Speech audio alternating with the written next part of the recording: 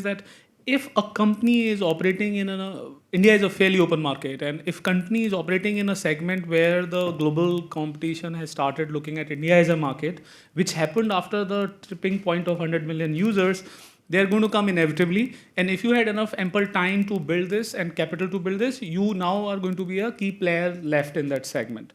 If today I start a company which looks like what is an American company, it could be called dumb. But in 2002 or 99, when Make My Trip started, it was not technically dumb, even though there were Expedias and other Travelocity of the world.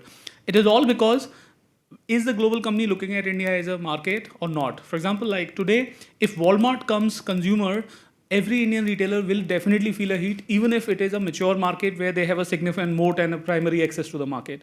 The question here, Mahesh, is who has a primary access to the market? Yes, there is no doubt about it. Nobody can fight a bottomless bottomless capital battle. I mean, it is clearly said that Jeff Bezos, if it takes few quarters to lose earning, it won't stop him from doing that just to fight India and win India. That is a quote that was in public, and I saw him in person and I heard it literally like that. He actually said that I do not know why people thought India will be like China. Some of the investors definitely thought so, and right now they must be regretting. If not, then the next 2 years they will regret a lot more. He literally said these words in a room that I was sitting. Now, that doesn't stop, and I belong to what Diksha said. That doesn't stop an Indian entrepreneur to start attempting to build an Amazon of India, because it takes an entrepreneurial energy to build that no to yes. It takes that energy, and we have to respect that energy and build that is the respect that we have to give it, because that is what creates this excitement and euphoria. Surprisingly, what you create could cost you is another problem, because if it was not Flipkart to build what it has built, India wouldn't be so exciting, and that is exactly what is causing them cost of it.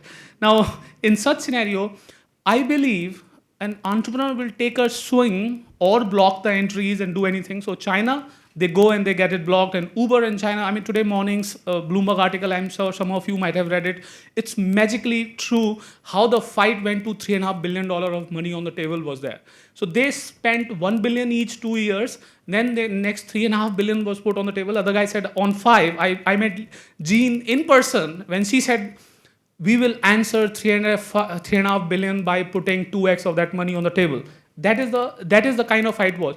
Now, what we're talking is, can Indians do that? That is where the government policy and the opportunity comes. In India, it is a problem for a company to raise $100 million because number of funds that can 900 million check are lesser. India does not have Indian companies putting that money. Forget about international companies putting money. In China, Alibaba, Tencent, Baidu, local investors, Hill House, everybody, whosoever is managing local destination fund was putting money. In India, no Mahindra, no Birla, no Tata, though Mr. Tata individually puts, but that is very small. When I say this, there is nobody who's putting like 100 million and 200 million and here is my billion, my friend, now kill this country. We don't have that aspiration actually. And I want to tell this, that if we as India want to win this battle of supremacy in the smartphone world, we have to have Indian investors chase that battle. People who are Indians chase that battle, not an outsider investor who's taking a bet because this is a market and this company will play a market here. Remember, the GSM, the cellular was built by Europeans. It doesn't mean the rest of the world was not fighting, but European companies, Nokia's and the Siemens of the world took it that.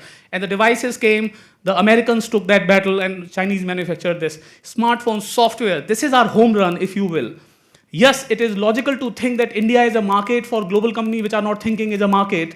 But why are we not playing the big bet? Why are not we building a SoftBank which can go and buy a Sprint in US? Well, that's a commercially different reason that you may say that's not logical. But the point is, why India, when it comes to see an opportunity, goes back office and in store, not in the front office and owns that building? Why? Why Indian IT services companies build a BPO and not acquire Accenture and Capgemini? Why? This is our time. We need capital, we need audacious aspirations, and we need people who can take those bets. That is what I believe is India's startup opportunity is. Building a small company which is battling for 8% market share is a second grade prize. We know that. But why would it be happening? Not because that India is an open market and anybody can take it all back.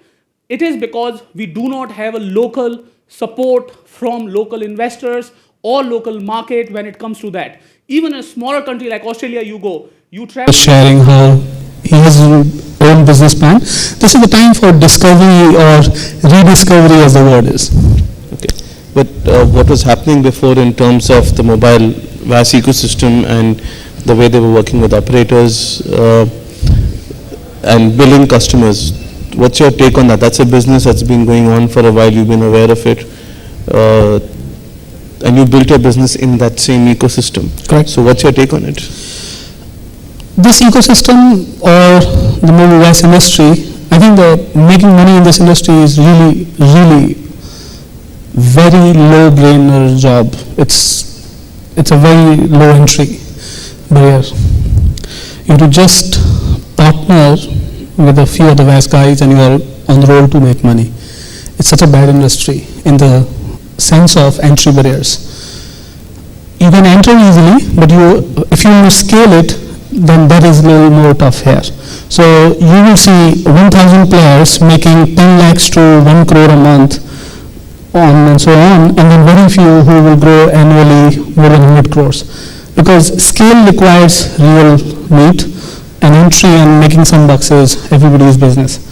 So making business when everybody is here, more like hyenas. I've used this term quite a few times I still remember 2006, 2007, 2008, and I said that all these vast companies are sort of hyenas looking at consumers' wallet, and they are out there to race to take the money out of it. And the best one gets most of it, and everybody gets some of it. So have you done any of this? In the industry, I think there is no one who will say that I have not done it. At the same point in time, the good guys have an understanding of that it is not what is real. The guys who are in it to just to make cash do it like even in the blatant days like these days. So industry is going through a classic problem of bad people still in the play, still making money, not getting blacklisted or even getting thrown out. The vested interest of some of those who are on the other side of the table and sort our nexus between those two guys. I've been firing people from my company. They don't have a clue of what the business is or what is the business's long-term roadmap is, but they're getting more money by making another company quickly and becoming a content provider to telco, and then telco letting them do it, and some of the guys end up making even their monthly revenues, which are pretty decent. They make more money than Nikhil Power does at me and Emma. I wish you could most people do. That's not really a benchmark. Alright, so that they make more money than NH7 or most sincere the people who will try making money without an extraordinary amount of value proposition on the table. So, what are you doing to change things? We're changing things for us. We can change the ecosystem. Ecosystem has to discover its own path.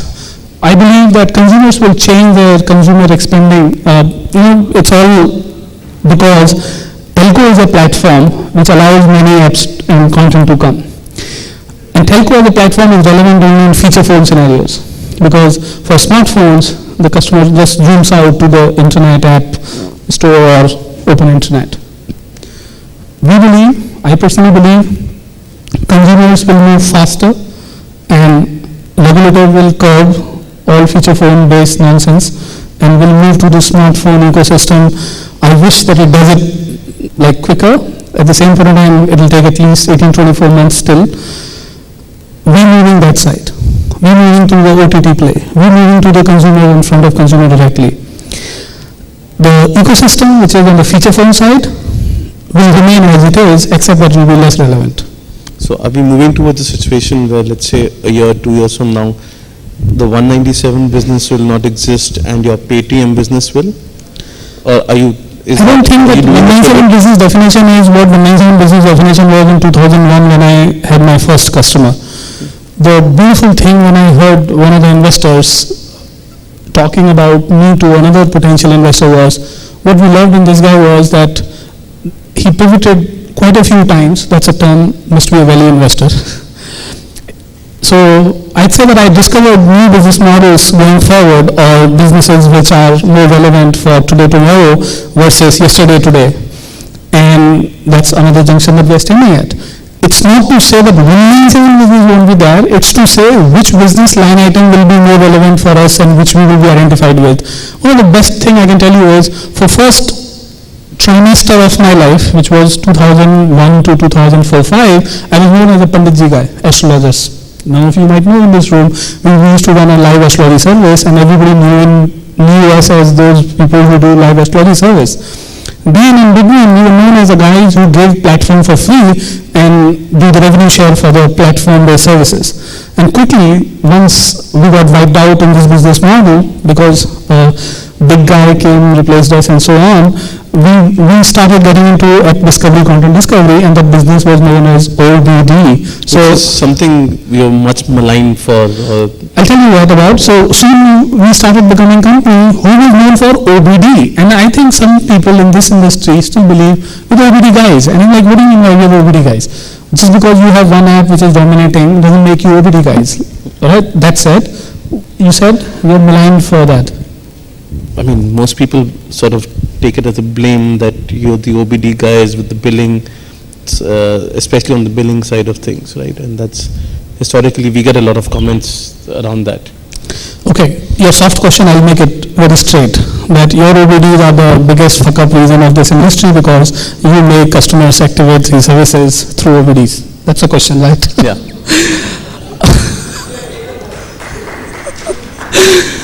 Well, first of all, you're shooting the messenger here. And I keep saying it in one of those anonymous replies, which I make on your site, by the way. But you're shooting the messenger. Are you VAS guy? I am not the VAS guy anymore. I'm not. I just keep seeing 3 more guys. I used to be when he was in Content Suite. So India has a great market, and like all of us want to learn first what is happening in this country, and this is the, let's say, the testing or the scaling space. And then like Airtel landed in Sri Lanka, I think the opportunity for Indian companies comes after they have sort of built a sustainable moat in India. Before that, it is very flimsy to go there, and maybe some technology services which are built using apps which are totally ported just because the app store exists can go there, but that doesn't technically mean that you've gone there and invested something especially. So I'd say that technology companies are yet in the early days of sustenance for themselves, and once they get standing on their feet stronger, then they will logically go there. On AI front, like you shared, one of the things that I'm a little disappointed about India is that we've been traditionally known as producer for the world in technology, IT services, classically. I was figuring out that TCS has a great amount of software built on AI, but except that as is a practice, they gave it to the customers that, look, we can build something on AI. While as far as the industry is concerned, companies are concerned, are they internally in sync on building something collaboration? I think it's a classic country where surviving is called thriving. We are still there. I mean, look at the telecom. We're talking about reaching out places, and we are talking about consumers getting the access, and then growing beyond that. And ROC 9%, hearing that, I think this is a classic that when Bharti gives that return, then talk about what others are doing. So do we have an opportunity to thrive beyond survive? I think that is still far away. So these are good opportunities to talk about, but before that, we want bread and butter taken care for long first. And women in the new economy. Women in the new economy is inevitability, because I think India is one of those rare countries where IT services have been the biggest. I mean, I learned it a while back from our minister that IT services have been the place where. So if we were talking about this space, it is all about, I think, aspirational, which women are now completely forward. Indian government has even put mandates in boardrooms and then at places. So I'm far more hopeful that there is more women going to come proactively and suggested from the ecosystem than earlier if it was remaining so. Great. Final word to you, Minister. Oh, well, I would just also say a word about the women. I think Sri Lanka faces a huge challenge because we're very underrepresented even in our political scenario when it comes to women. Unlike India, we have only 13% of women representing the parliament as well. So I think we're taking key initiatives on that. And last week, we had UN doing a special program with us on digitization with women. So I think we're very keen and we're looking into it, and we have got some content and we're getting a lot of women involved. I hope to see that by next year we'll do something. One finger intervention, but the producers are telling me I have 30 seconds. So. So this is actually for Mr. Mittal, because he just brought out just the correct thing, which is globally being talked, that how technology is going to eat the primary jobs on the top quadrant. So what, as a business person, as a capitalist who says that let the best man survive, says to the society and politicians and governments that in such scenarios when technology is taking the top job, what is left there, reskilling being not necessarily the scalable solution, if you will, and then still what kind of jobs are going to be there really? Well, we need to fight on the global stage. We need to have open access, open visas. Immigration should not be a blocking issue against India. And of course, India needs to find a lot more jobs within the country. The good news is we are growing at 7-8%. That will continue to create a lot of jobs for the next several years. Excellent. So those were the final words for this panel. Join me in applauding the panelists for their interventions and engagement. And thank you all for joining us. Let me also thank the online viewers for being with us this afternoon. Thank you very much, sir.